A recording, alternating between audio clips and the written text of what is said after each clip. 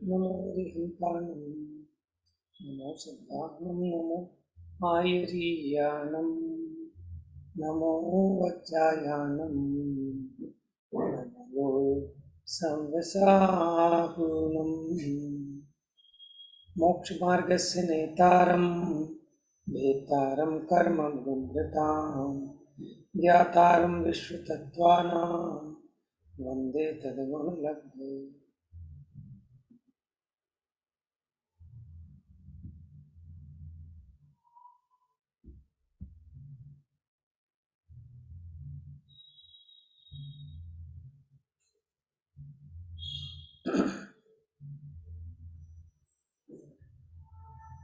तत्वार्थ सूत्र जी ग्रंथ, दूसरा नाम मोक्ष शास्त्र, उमा स्वामी आचार्य द्वारा विरचित जैन धर्म का महान ग्रंथ है, जिसमें हमारी चर्चा अवधि ज्ञान की चल रही है। ये अवधि ज्ञान का विषय लगभग पूरा होने वाला है। सूत्र था चयोपशम निमित्तः षड विकल्पा शेषानाम। अवधि ज्ञान क्या है कि द्रव्य क्षेत्र काल भाव की मर्यादा सहित बिना इंद्रिय और मन के निमित्त के आत्मा के प्रदेशों से प्रत्यक्ष रूपी पदार्थों का ज्ञान वो अवधि ज्ञान कहलाता है। इसके तीन भेद बताए थे, देशावधि, सर्वावधि और परमावधि। सर्वावधि और परमावधि संयमी मुनिराज को ही हो सकते हैं, लेकिन जो देशावधि है वो असंयमी को भी हो सकता है। देव और नारकियों के और तीर्थंकरों के गृहस्थ दशा में देशावधि ही होता है।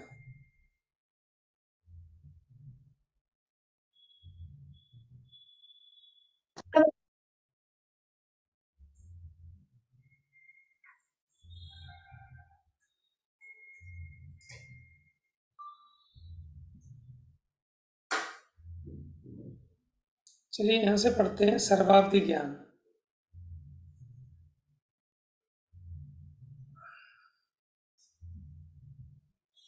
रीति पढ़ो।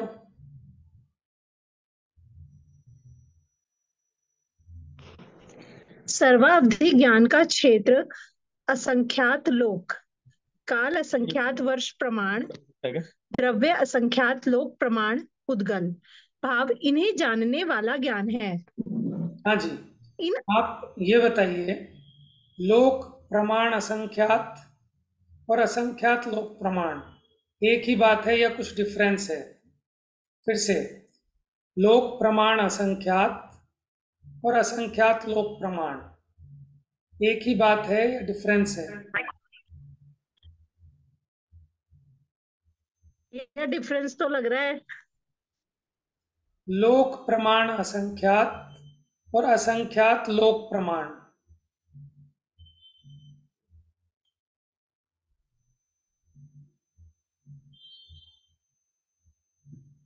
पूनम भैया, असंख्यात लोक प्रमाण, लोक के मतलब असंख्यात प्रदेश हो गए, और असंख्यात लोक वो संख्यात लोक असंख्यात प्रमाण वो लोक के अंदर अंदर का होगा। Very good.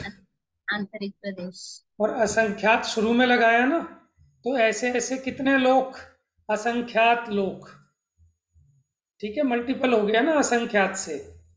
जब हम लोक प्रमाण कहते हैं तो लोकाकाश के प्रदेश असंख्यात हैं, उसकी बात है कि लोक के कितने प्रदेश हैं।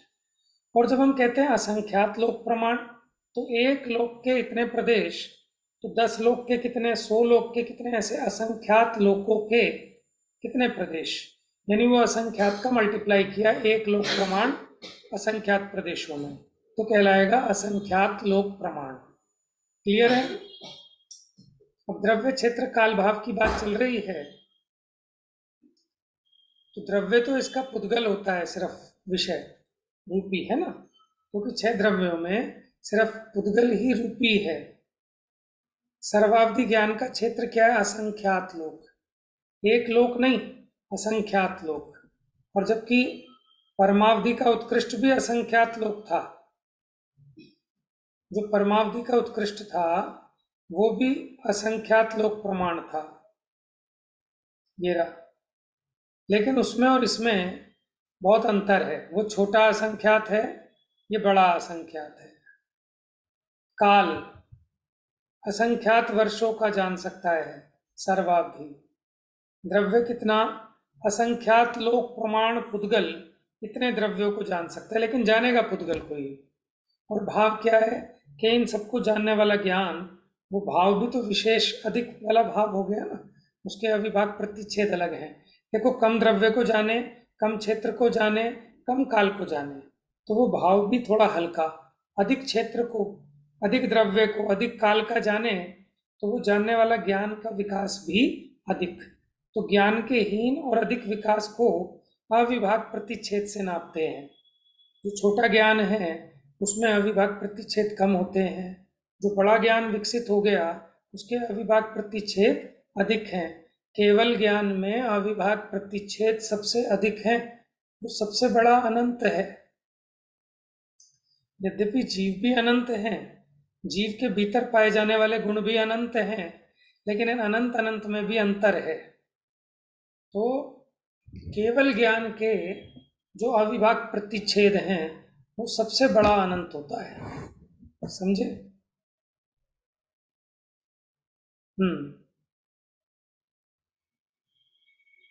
अरे वो गोमट सार जीव कांड है क्या, उपमा प्रमाण प्रणाली जो 20। चलिए आगे पढ़िए। इन अवधि ज्ञानों संबंधी, इन अवधि ज्ञानों संबंधी काल के प्रमाण में ऐसा नहीं जानना कि इतने काल पर्यंत ये अवधि ज्ञान रहते हैं, क्योंकि परमावधि और सर्वावधि मात्र चरम शरीरी संयमी मनुष्य को होता है। उनकी उत्कृष्ट आयु 1 कोटि पूर्व की ही हो सकती है और उनकी अवधि ज्ञानों का काल तो असंख्यात वर्ष प्रमाण बताया गया है। अतः ये इतने काल पर्यंत के पुद्गल स्कंधादि को जानते हैं, ऐसा अर्थ जानना। देखो, इन्होंने लॉजिक से इसको सिद्ध किया है कि आपको प्रश्न उठा था किसी को जब स्टार्ट किया था अवधि ज्ञान का, कि अवधि ज्ञान का जो काल बताया कि वो इतने काल तक बना रहता है, ये कहना चाहते हैं कि नहीं, ऐसा नहीं कहना चाहते। क्यों? क्योंकि जो परमावधि और सर्वावधि हैं, परमावधि और सर्वावधि वो तो चरम शरीरी को होते हैं, माने उसी भव से मोक्ष जाना है ऐसे संयमी मनुष्यों को, तो अधिक से अधिक 1 कोटि पूर्व की आयु हो सकती है, तो वो तो संख्यात वर्ष आयु है। लेकिन इनका काल असंख्यात वर्ष का है, तो इसका मतलब वो असंख्यात वर्ष आगे के, असंख्यात वर्ष पहले के इतने काल तक के पुद्गलों को जान सकते हैं, तो उनके विषय का काल बताया, यानी इतने काल आगे तक का जान सकते हैं। इस अपेक्षा काल असंख्यात वर्ष कहा। टिका रहेगा असंख्यात वर्ष तक, इस अपेक्षा उसके रहने का काल नहीं है। वो जिसको विषय बनाएगा उसकी बात है। अंतर समझ में आ रहा है आपको? इसको लॉजिक से सिद्ध किया, क्योंकि अगर ऐसा होता तो ये तो इसी भव से मोक्ष जाना है, उनका असंख्यात वर्ष काल कैसे बताया, अवधि ज्ञान का काल, तो वो विषय की अपेक्षा है। चलिए आगे पढ़िए भैया। हाँ जी।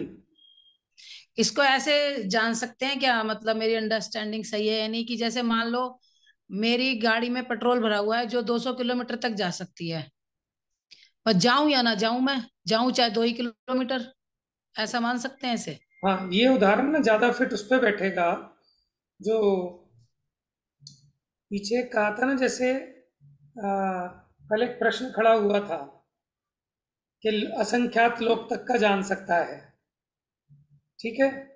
अब आपकी गाड़ी में 200 लीटर माने 200 किलोमीटर जा सकती है, लेकिन आपके पास परमिट नहीं है कि आप 50 किलोमीटर से आगे जा सकें। लेकिन आपकी गाड़ी में उतनी सामर्थ्य है कि अगर वहाँ से परमिशन मिल जाए तो आपकी गाड़ी 50 किलोमीटर से आगे 200 किलोमीटर तक जा सकती है। तो जो कल आया था ना कि असंख्यात लोक का कैसे जानता है, लोक के बाहर तो रूपी द्रव्य है ही नहीं, जबकि अवधि ज्ञान का विषय मात्र रूपी पदार्थ है, तो फिर असंख्यात लोक कैसे कहा? तो वो बताया था शक्ति की अपेक्षा। आपकी गाड़ी में इतना पेट्रोल है कि आप असंख्यात लोग तक जा सकते हैं, ठीक है, लेकिन लोग के बाहर आपकी गाड़ी के चलने के लिए सड़क ही नहीं है, इसलिए नहीं जा पा रहे आप। ठीक। तो उस पर ज्यादा अच्छे से घटित होगा ये उदाहरण। शक्ति की ठीक। सामर्थ्य बताई, जैसे देवों का उदाहरण दिया, जो सरवार सिद्धि के देव हैं, उसकी 7वीं नरक पृथ्वी तक जाने की सामर्थ्य है, लेकिन कभी जाते नहीं है क्योंकि उनके उस प्रकार की इच्छा भी नहीं होती। तो उस प्रकार ये तो शक्ति बताई अवधि ज्ञान की सामर्थ्य, लेकिन उतना उसके बाहर रूपी पदार्थ है ही नहीं, तो जानेंगे कैसे। चलिए आगे। ये उन पुद्गलों तथा उन पुद्गल द्रव्यों के संबंध में संसारी जीवों के पर्यायों को प्रत्यक्ष जानते हैं। हाँ जी, पॉइंट ये जगन्य नोट देशा- किया जाए, ये बड़ा इंपॉर्टेंट पॉइंट है ये जो आया, संसारी जीवों की पर्यायों को। ठीक है, अब आप कहोगे जीव तो अरूपी है, तो फिर ये संसारी जीव की पर्यायों को कैसे जान लेगा अवधि ज्ञान? अवधि ज्ञान तो मात्र रूपी पदार्थ को ही जान सकता है ना। तो संसारी जीव तो अरूपी है, उसकी पर्यायों को कैसे जानेगा? कौन बताएगा? लगाओ थोड़ा सा दिमाग। भैया जो संसारी जीव है वो किसी ना किसी शरीर में तो रहेगा ही, वेरी तो फिर वो जो शरीर जो पर्याय है उसको जानेगा। यस, क्योंकि देखो संसारी जीव को कथनचित रूपी कहा गया है। क्या कहा है? रूपी, क्योंकि शरीर के संयोग में रहता है, इसलिए संसारी जीव को मूर्तिक भी कहा है। ठीक है, इसलिए पुद्गलों को जानता है और पुद्गलों के संबंध में संसारी जीव उसकी पर्यायों को जानता है, जैसे मनुष्य आदि पर्याय आदि आदि। आगे पढ़िए। जगन्य देशावधि ज्ञान उनमें से औदारिक शरीर के स्थूल रूप पुद्गल स्कंदों को, मध्यम देशावधि औदारिक शरीर से लेकर कारमाण पर्यंत 5 शरीरों रूप पुद्गल स्कंदों को, उत्कृष्ट देशावधि इनसे भी सूक्ष्म रूप पुद्गल स्कंदों को जानता है। जगन्य, मध्यम और उत्कृष्ट परमावधि उत्तरोत्तर इनसे भी अधिक सूक्ष्म पुद्गल स्कंदों को तथा सर्वावधि एक पुद्गल परमाणु मात्र को भी जान लेता है। देखिए, अब आपको ये बात समझ में आ रही है? आपको आवाज सुनाई दे रही है ना मेरी? जब नहीं सुनाई दे तो मुझे बता देना, ठीक है? मैं थोड़ा धीरे बोल के कोशिश करता हूँ। देखो इनमें क्या हो रहा है कि अवधि ज्ञान जो है पुद्गल स्कंदों को जानता है, लेकिन अंतर क्या पड़ा कि जो जगन्य देशावधि ज्ञान था, जो हमारा मनुष्य और त्रियंचों का औदारिक शरीर है ना, स्थूल शरीर है, इनके स्थूल पुद्गलों को जानता है। लेकिन जो मध्यम देशावधि ज्ञान है वो अब सूक्ष्म परमाणुओं को भी सूक्ष्म परमाणु स्कंदों को जानने लगता है, क्योंकि औदारिक शरीर से सूक्ष्म वैक्रियक है, वैक्रियक से सूक्ष्म आहारक है, आहारक से सूक्ष्म, नाम बताओ कौन सा है? पता है आपको? आहारक से सूक्ष्म कारमाण नहीं, उसके पहले एक छूट गया, तेजस। तेजस। Very good. तो 5 प्रकार के शरीर हैं, औदारिक, वैक्रियक, आहारक, तेजस और कारमान। ठीक है, तो तेजस और कारमान तक के पुद्गल स्कंदों को जानता है। स्कंद क्या होते हैं आपको पता है शालू? भैया पुद्गल का ग्रुप एक तरह से। हाँ, 2 या 2 से अधिक पुद्गल परमाणुओं के पिंड जो संयोग है वो स्कंद है। अकाउंट का एक टर्म था स्टॉक, हिंदी में उसे स्कंद कहते थे। ठीक है, स्टॉक है, उसका लॉट है। अच्छा, फिर जो परमावधि है वो उससे भी उत्तरोत्तर अधिक सूक्ष्म पुद्गल स्कंदों को जान लेता है, लेकिन सर्वावधि वो एक पुद्गल परमाणु को भी जान लेता है। समझ गए उसकी बारीकी? देखो, नहीं तो एक पुद्गल परमाणु वो बहुत सूक्ष्म हो गया, स्कंद नहीं है, एक अकेला पुद्गल परमाणु है। तो सर्वावधि ज्ञान का विषय है एक पुद्गल परमाणु। समझे? याद रखना इस बात को। चलिए आगे पढ़िए। इस प्रकार देशावधि परमावधि ज्ञान के वृद्धि हानि रूप विविध भेद हो जाते हैं। इनमें इतना विशेष है कि कालापेक्षा वृद्धि होने पर तो द्रव्यादि चारों की वृद्धि होती है, ध्यान से सुनना पर कि अगर किसी का काल बढ़ता है तब तो चारों चीजें बढ़ेंगी। अगर उसका काल बढ़ता है जिस अवधि ज्ञान का, तो द्रव्य भी बढ़ेगा, क्षेत्र भी बढ़ेगा, भाव भी बढ़ेगा। परंतु पढ़िए, परंतु क्षेत्र की वृद्धि होने पर काल की वृद्धि भजनीय है, हो भी नहीं भी हो। भजनीय का मतलब क्या द्रव्य होता है? में भी, ठीक है, हो भी सकती है, ना भी हो। द्रव्य और भाव की वृद्धि युगपत होती है, परंतु हाँ, इस तो वृद्धि अगर जितना द्रव्य अधिक जानोगे उतना भाव भी अपना बढ़ेगा ही। परंतु इस वृद्धि में भी, परंतु क्षेत्र और काल की वृद्धि भजनीय है, हो भी और नहीं भी हो। इसी प्रकार इनकी हानि भी जाननी। सर्वावधि में वृद्धि और हानि दोनों का ही अभाव है। कौन बताएगा कि सर्वावधि में वृद्धि हानि का अभाव क्यों है? क्योंकि उसमें वो वाला ज्ञान नहीं होता जिसमें वो हीन हीन वाला जो होता है। उत्तम मध्यम जघन्य नहीं होता हीयमान। है, हाँ हाँ। वो एक ही प्रकार हीयमान। का है। उसमें उत्कृष्ट और जघन्य के भेद नहीं है। दूसरा, ये अब ये देखो, इस बात को आप थोड़ा सा याद रखना, मैं भी भूल जाऊंगा तो आप लोगों की हेल्प मिलेगी। हाँ, तो अच्छा है ना कोई बात किसी ना किसी को याद रहे। अब जैसे अब शिवानी आई, हमने शिवानी को पढ़ाया, ठीक है, अब हमें बहुत फ़ायदा है। अब जहाँ मैं अटकता हूँ, कोई चीज़ भूलता हूँ, ये बता देते हैं। कई बार कोई चीज़ नहीं आती, बच्चों को भी कोई चीज़ ऐसी होती है जो कभी पढ़ाई है, इनको याद रह जाती है, हमारी मेमोरी वीक होती जा रही है। तो अब आप लोगों की जिम्मेवारी है, आगे जब हम और गहरा स्वाध्याय बढ़ेंगे तो पिछली चीज़ें आपको याद आएंगी, तो काम चलेगा।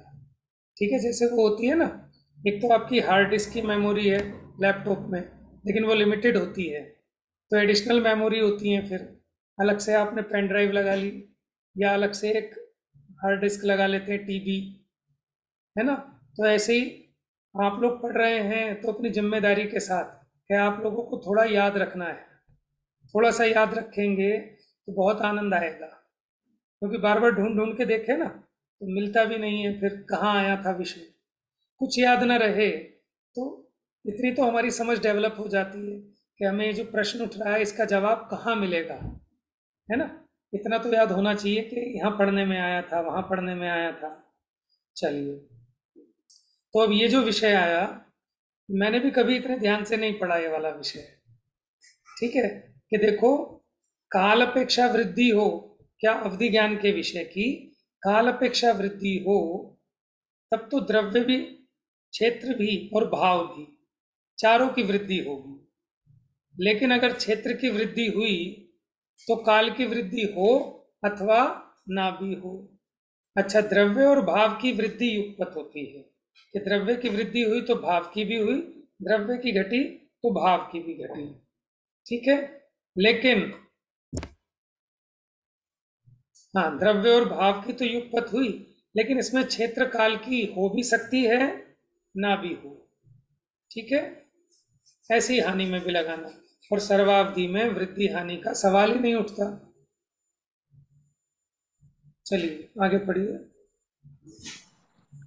देशावधि के तीनों भेदों में से देव नारकी जीवों के एकमात्र अनेक भेदमय मध्यम देशावधि ज्ञान होता है।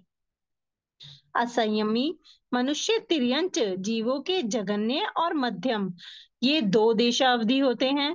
उत्कृष्ट देशावधि अचरम शरीरी संयमी मुनि के भी होता है। परमावधि और सर्वावधि चरम शरीरी मुनि के ही होते हैं। चलिए, अब ये विषय है, कौन बताएगा, कौन समझाएगा इस पैराग्राफ को?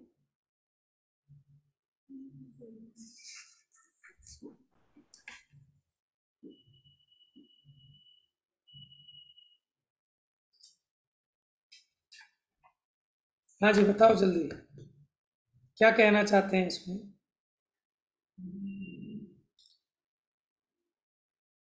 बताओ प्रीति, बताओ, चलो। भैया इसमें ये कह रहे हैं कि जो ये देशावधि ज्ञान होता है ये 3 तरह का होता है ना, जगन्य, मध्यम और उत्कृष्ट। तो जगन्य और मध्यम की अपेक्षा तो ये मनुष्य और तिर्यंचों के है, और उत्कृष्ट में हम असंयमी मुनि को भी ले सकते हैं, और परमावधि और सर्वावधि में तो चरम शरीरी मुनि ही होते हैं। देव और नारकियों का छोड़ दिया। देव और नारकियों के कौन सा देशावधि होता है? देव और नारकियों के इस मध्यम देशावधि ज्ञान होता है, ये लिखा है भैया इसमें। हाँ, तो जगन्य नहीं हो सकता क्या देव और नारकियों के?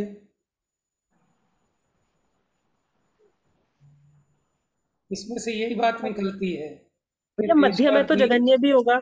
नहीं हो सकता, जगन्य नहीं होगा उनको, उनके मध्यम ही होगा। वो मध्यम में भी लो कैटेगरी हो सकती है, लेकिन जगन्य वाला नहीं होगा। जगन्य वाला जिनके गुण प्रत्यय होता है ना, मनुष्य और त्रियंच के, उनके ही हो सकता है। जो भव प्रत्यय वाला है ना देवनारकियों के, तो इनके जगन्य नहीं होगा। ये याद रखने वाली बात है, ठीक है। और मनुष्य त्रियंच क्योंकि तपस्या से, संयम से, गुणों के कारण गुण प्रत्यय उपजाते हैं, तो उनके जगन्य भी हो सकता है देशावधि, मध्यम भी हो सकता है। और उन मनुष्यों में जो संयमी है, माने मुनि है, भले ही वो चरम शरीरी ना हो, उनके उत्कृष्ट देशावधि भी हो सकता है। समझ गए? तो यह देवनागरी में उत्कृष्ट भी नहीं होता फिर? नहीं, उत्कृष्ट भी नहीं हो सकता। उत्कृष्ट तो संयमी को होगा, वहां संयम होता नहीं है। ये देशावधि की बात है, तो इसका मतलब देशावधि का जगन्य भेद कहाँ कहाँ हो सकता है, कौन बताएगा? त्रियंचों के, मनुष्य और त्रियंचों के। मनुष्य और तिर्यंचों की। लेकिन असंयमी के। हम्म। भैया संयमी में वो आएंगे गृहस्थ अवस्था वाले तीर्थंकर भगवान। वो भी असंयमी है। जब तक गृहस्थ हैं तब तक असंयमी है, जब मुनि दीक्षा लेंगे तब संयमी कहलाएंगे। उनके भी मध्यम होगा। तो क्या कह रहे हैं? असंयमी, ठीक है। असंयमी मनुष्य और त्रियंच के जगन्य भी हो सकता है, मध्यम भी हो सकता है। हाँ जी। भैया पंचम गुण स्थानवर्ती जो मनुष्य होता है वो तो संयमी होता है ना? नहीं, उसको संयमी नहीं कहते, देश संयमी कहते हैं, अथवा संयमा संयम, थोड़ा संयम है थोड़ा असंयम है, संयमी मुनिराज दशा से। तो उसको भी फिर जगन्य और मध्यम ही हो सकते हैं फिर, जो पंचम गुण स्थानवर्ती है। हाँ, लेकिन जो संयमी मुनिराज हैं, ठीक है, भले वो चरम शरीरी हो या ना हो, उनके उत्कृष्ट देशावधि हो सकता है। मतलब संयमी मुनिराज से नीचे उत्कृष्ट देशावधि नहीं हो सकता। और जो परमावधि और सर्वावधि हैं, वो तो चरम शरीरी मुनि के ही होते हैं, ठीक है। हाँ जी, पढ़िए। इस प्रकार क्षयोपशम निमित्तक गुण प्रत्यय अवधि ज्ञान का स्वरूप जानना।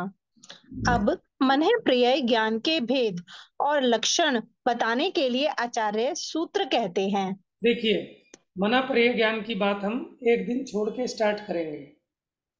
अभी बीच में ये कुछ उपमा प्रमाण आते हैं, तो 8 प्रकार के उपमा प्रमाण होते हैं। कितने? 8। अभी नाम याद हो जाएंगे आपको। उपमा प्रमाण इसलिए देते हैं, जैसे हम कहते हैं ना 4 हाथ का शरीर था, 4 धनुष का शरीर था, तो जो धनुष है ये उपमा प्रमाण है एक तरह से, ठीक है ना। किसी से उपमा दी हमने, धनुष से नापा, ठीक है। 4 कटोरी चावल, तो वो भी उपमा प्रमाण है ना। अगर हम ये कहते हैं 250 ग्राम, तो हमने एक स्टैंडर्ड फिक्स कर दिया। और जहाँ उस तरह का स्टैंडर्ड नहीं है, तो हम उपमाओं से काम चलाते थे। समझ में आया? इसी प्रकार आगम में 8 उपमा प्रमाणों की चर्चा आई है।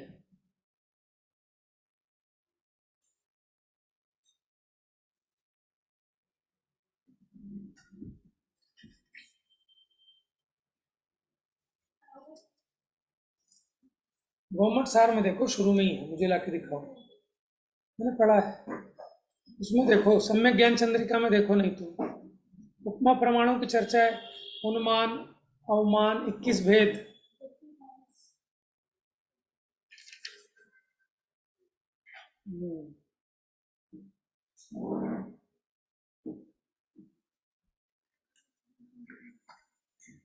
देखिए, पल्ले का नाम तो आपने सुना ही है, ठीक है। पल्ले किसे कहते हैं? गड्ढे को। तो वो गड्ढा 1 योजन चौड़ा, 1 योजन गहरा, और वहां 1 योजन का मतलब 4 कोस। देखो समझो, 1 योजन में 4 कोस भी होते हैं, और 1 योजन 2000 कोस का भी होता है। एक होता है व्यवहार प्रमाण, व्यवहार, एक होता है प्रमाण।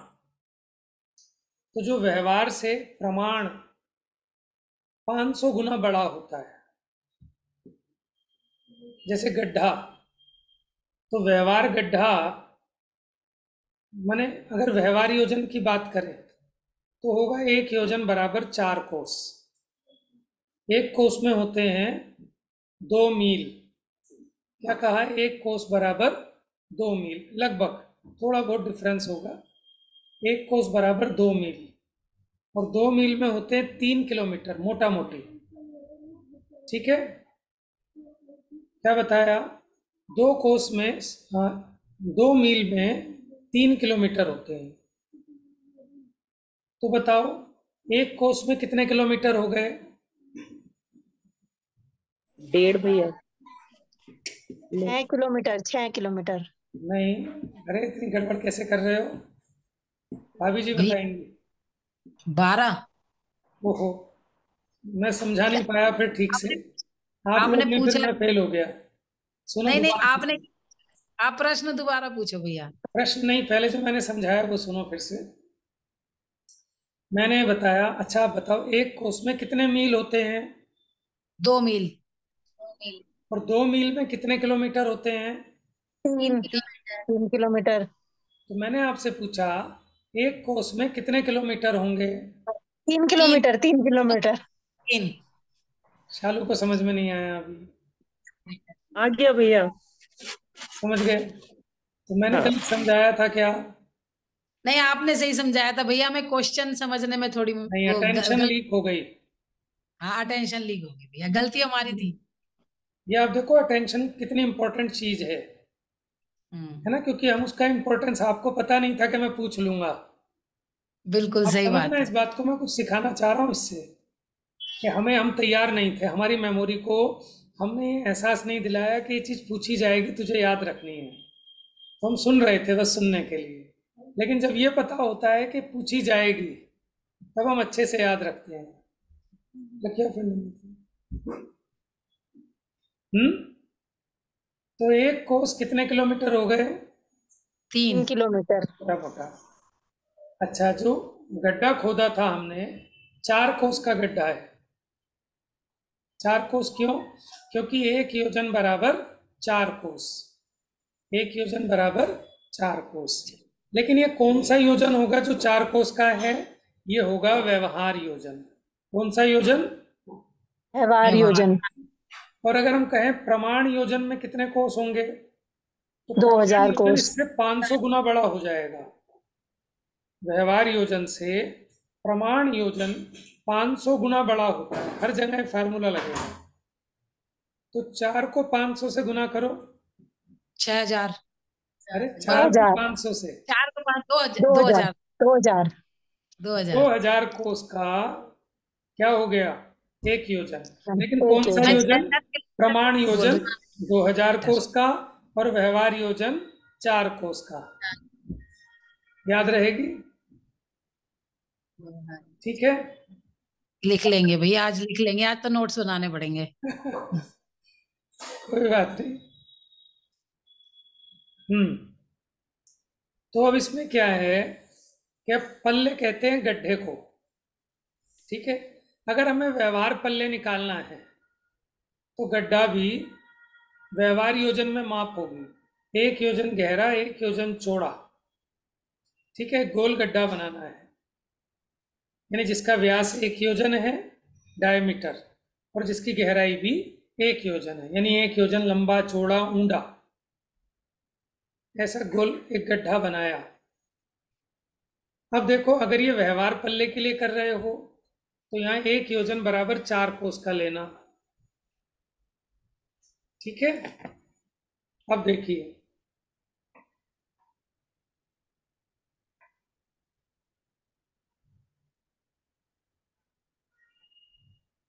देखो व्यवहार पल्ले से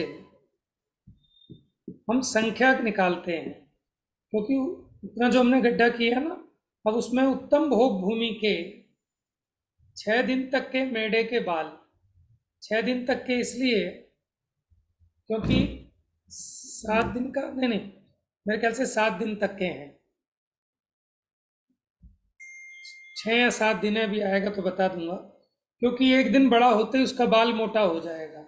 इतना बारीक बाल लेना है, मध्यम भोग भूमि का नहीं, जघन्य भोग भूमि का नहीं, क्योंकि जघन्य भोग भूमि का बाल मध्यम भोग भूमि से 8 गुना मोटा होता है, और उत्तम भोग भूमि से मध्यम भोग भूमि का 8 गुना मोटा होता है। यानी उत्तम भोग भूमि का लिया कि बहुत बारीक होगा, और उसमें भी 6 या 7 दिन तक के तुरंत के जन्मे मेढ़े का बाल, क्योंकि बहुत मुलायम और बारीक। अब उसका भी इतना छोटा हिस्सा कर लो कि उसका और कोई दूसरा हिस्सा ना हो सके। अब उतने छोटे हिस्से से उस गड्ढे को पूरा भरो, जो 1 योजन का गहरा गड्ढा है उसको पूरा भरो अच्छे से ऊपर तक। अब उसके ऊपर चक्रवर्ती की सेना फिराओ, जैसे रोड रोलर चलाते हैं ना, तो ढंग से अंदर तक दब जाए ठस एकदम, और उसको समतल कर दो। क्या कर दो? समतल, बिल्कुल बराबर।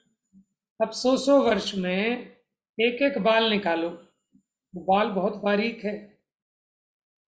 अगर हम व्यवहार पल्ले की भी बात करें तो 4 कोस गहरा है ना, तो 4 कोस में कितने किलोमीटर हो जाएंगे, कौन बता सकता है? सही है, 12 किलोमीटर। 12 किलोमीटर। 12 किलोमीटर। अब आप अंदाजा लगा पाएंगे 12 किलोमीटर कितना होता है?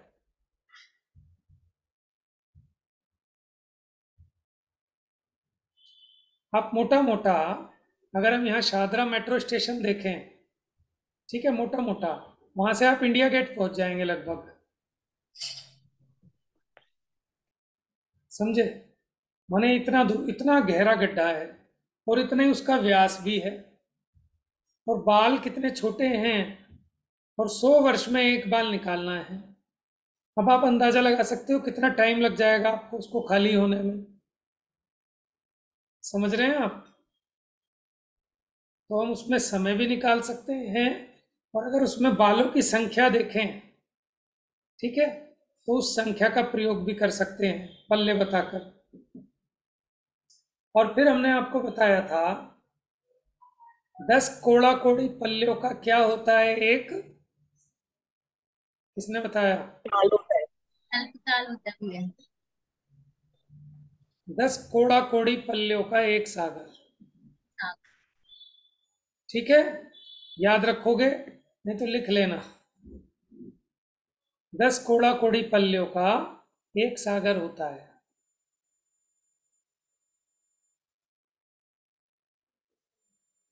और देखो, जो द्वीप समुद्र है ना,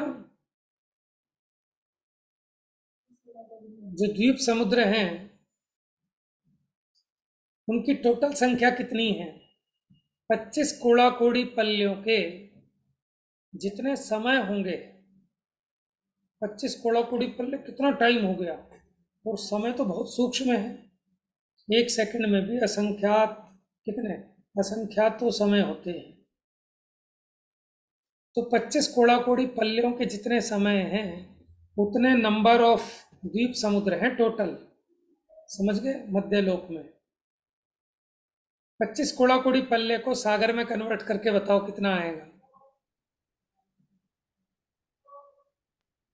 2.5 सागर। वेरी गुड, ठीक है। 25 कोड़ा कोड़ी क्यों? क्योंकि 10 कोड़ा कोड़ी सागर का, सॉरी, 10 कोड़ा कोड़ी पल्ले का एक सागर होता है, तो 20 कोड़ा कोड़ी पल्ले का 2 सागर हो गया, और 5 कोड़ा कोड़ी का आधा हो गया। सीधा सीधा 25 को 10 से डिवाइड करना है, ठीक है, बीच में एक बिंदी आ जाएगी 2.5। तो 2.5 सागर के जितने समय हैं उतने द्वीप समुद्रों की संख्या है। लेकिन तो भैया इसका मतलब ये एक राजू इतना बड़ा है, एक राजू ही हाँ तो है ना ये मध्य हाँ हमारा, बिल्कुल। एक लेकिन राजू आपको में। एक बात और बताऊं, थोड़ा सा अभी जरा बुद्धि लगाना। ये तो हमने सिर्फ नंबर बताए हैं, कितने नंबर हैं। जैसे हमने अभी तो ये बताया कि देश में 10,000 करोड़पति हैं, 10,000 करोड़पति हैं, लेकिन उन पे माल कितना है? एक के पास 100 करोड़ है, एक के पास 500 करोड़ है, एक के पास 50 करोड़ है, एक के पास 10 करोड़ है। अगर आप उसका प्रमाण नापेंगे तब आपको समझ में आएगा पैसा कितना है। तो ऐसे ये तो हमने नंबर बताए हैं। आप देखो ना, पहला अपना द्वीप 1,00,000 योजन प्रमाण है, 1,00,000 योजन प्रमाण। फिर आगे आगे एक एक तरफ का विस्तार दूना दूना होता जा रहा है, एक एक साइड में वलयाकार है ना। प्रमाण मतलब जैसे ये आपने बताया था कि भाई ये व्यवहार नहीं, प्रमाण वाला वो प्रमाण जो आपने बताया, जो यहाँ पे का ना 1,00,000 योजन प्रमाण। नहीं तो नहीं यहाँ नहीं, पर वो प्रमाण का मतलब वो प्रमाण योजन नहीं, प्रमाण मतलब अच्छा, उसकी माप है। प्रमाण का मतलब माप, ठीक है। ठीक ठीक, जैसे मैं 4 कटोरे प्रमाण दाल खाऊंगा, समझ गई मैं। प्रमाण मतलब माप भी होता है। हम्म। तो अब आप मेरी बात को पकड़ रहे हो।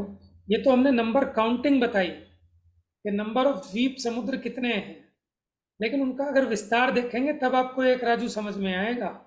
मैंने अगर आप एक तरफ से गिनना चालू करें तो पहला जम्बू द्वीप तो पूरा गोल है, सर्कुलर है, तो 1,00,000 योजन इसका डायमीटर है।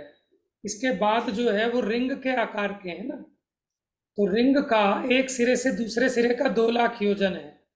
फिर 4,00,000 समुद्र का है ना, फिर द्वीप का उससे दोगुना, समुद्र का दोगुना, फिर द्वीप का दुगुना, ऐसे दुगुना दुगुना एक तरफ करते जाओ। कब तक करना है कि जितने द्वीप समुद्रों की संख्या निकली इतना, और जितना इधर किया इतना ही विस्तार इधर भी है, लेफ्ट में भी, तभी तो उसकी चौड़ाई आएगी पूरी। फिर उन दोनों को प्लस करो और बीच का 1,00,000 योजन अलग से जोड़ लो, तब आपको पता चलेगा कि टोटल एक राजू कितना विशाल है।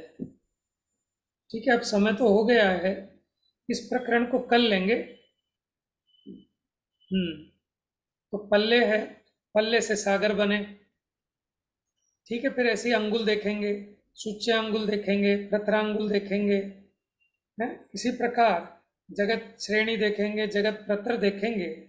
तो 3 3 6 और 2 8, इस प्रकार के 8 प्रमाण देखेंगे। ये तो लिखने पे भी याद हो जाए तो गनीमत समझो। ना ना ना, ऐसा कुछ नहीं है, आपको मुंह जवानी याद हो जाएंगे। हाँ, आपको तो हो ही जवानी गए, है। आपको हाँ, तो हो ही रहे हैं जब। हम जब पढ़ाते हैं ना तो याद हो जाते हैं। आप जब सुनोगे और जब मैं आपसे 1 2 बार पूछ लूंगा तो याद हो जाएंगे, कोई मुश्किल नहीं है। ये तो पढ़ते ही नहीं है ना, अनभ्यास में विद्या कठिन हो जाती है। अब हमने भी बहुत दिन से फेरा नहीं, कभी पढ़ाया नहीं, तो फिर भूल जाते हैं। नहीं तो 8 याद थे मुझे, सूच्यांगुल, प्रतरांगुल, उत्सेदांगुल, ठीक है, ऐसे अंगुल के 3, और जगत जगत जगत श्रेणी, जगत प्रतर और जगत घन, 6 तो योग 2 हो रहे हैं, शायद पल्ले और सागर करके हो जाएंगे। तो 8 थे। उन 8 उपमा प्रमाणों को देखेंगे कैसे कैसे हैं। समय अब हो गया है, शेष चर्चा कल। कल देखता हूँ, उसको ढूंढता हूँ जहाँ से मैंने पढ़ा था ना, वो विषय मिल जाएगा तो वहाँ से मैं आपको भी समझाऊंगा इसको। जा वाणी के ज्ञान से सूझे लोकालो, सो वाणी मस्तक नमो, सदा देते हूँ भो।